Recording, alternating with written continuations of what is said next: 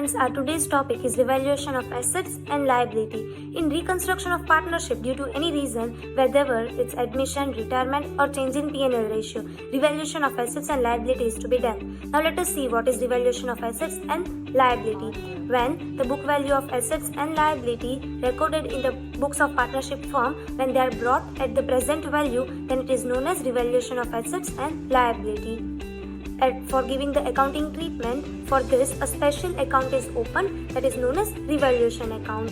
Now let us see how journal entries are passed. When there is increase in value of asset, at that time asset account is debited to revaluation account. When there is decrease in value of asset, revaluation account is debited to asset account. When there is increase in value of liability, revaluation account is debited to liability account. When there is decrease in value of liability, at that time liability account is debited to revaluation account. That means when there is profit of the firm, that is due to the increase in value of asset or decrease in value of liability, at that time revaluation account is always credited. And when there is loss for the firm, that is when there is decrease in value of asset or increase in value of liability, at that time revaluation account is always debited. Now this is the specimen of revaluation account. On debit side, whenever the asset gets decreased or liability gets increased, it is recorded on debit side. And on credit side, when assets get increased or liability get decreased, it is recorded on credit side. Thank you.